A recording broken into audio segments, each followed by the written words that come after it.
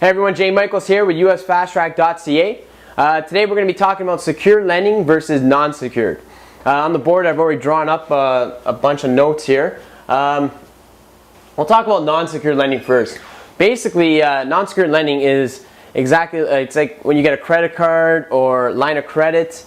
If you've ever applied for one of these, basically when you go there, they're going to ask for your name, all your details, and they judge you off your income and also what your credit score is.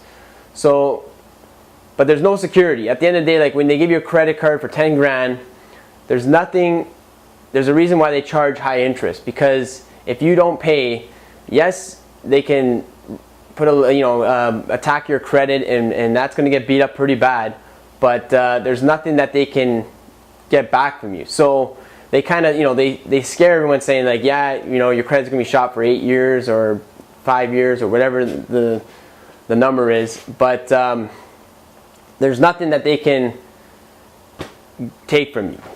Now, so basically, and then the reason why banks lend is they put high interest, so it's risk versus reward.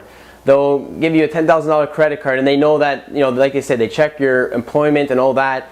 They know you're good for the money, so they lend you, and then they put high interest, 18%. Sometimes it's a little bit lower, but it's always usually higher than 12%. Lines of credit, usually cheaper money, but same thing. It's backed by your name and your credit. Now, asset secure lending is a little bit different. Is when you get loans and there's an asset that's protecting the mortgage, the bank or whoever's lending the money. So here we have a conventional loan. When you have a rental and it's worth, in this example, $100,000, a typical bank would give you $80,000 mortgage. They would want you to come up with $20,000. They want some skin in the game. The reason for that, they need that margin there, because if you don't pay them, they know that after they liquidate it and sell it, and they can get their money back. They have first position always, because they do not want to take second position.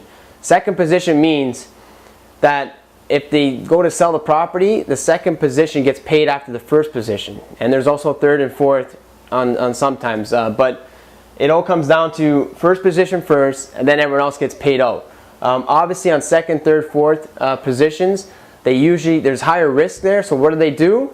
They stack on higher interest. It's risk versus reward. So in this example, loan to value would be 80%. If they give you a loan for 80 grand on a $100,000 property.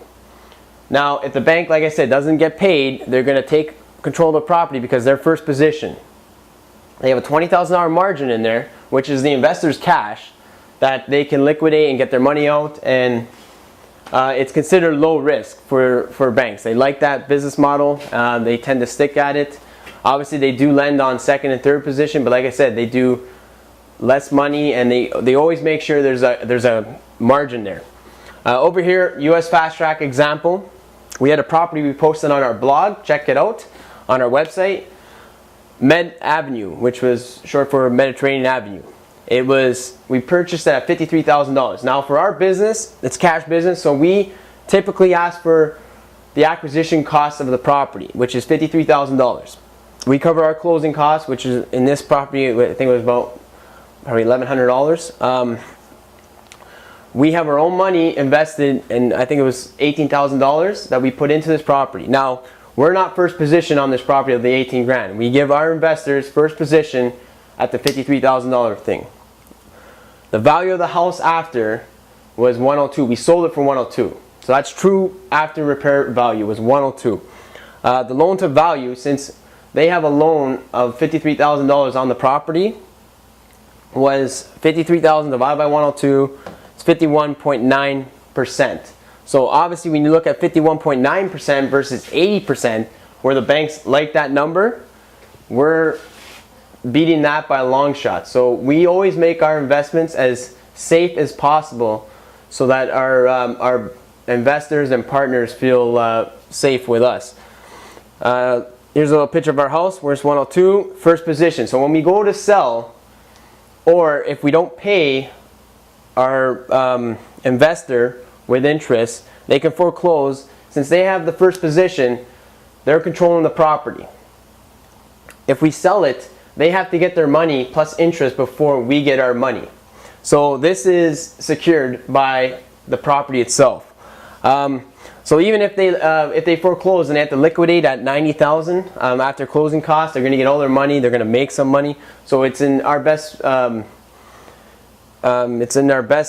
interest to not have that happen. But that's our live example. So this is just a little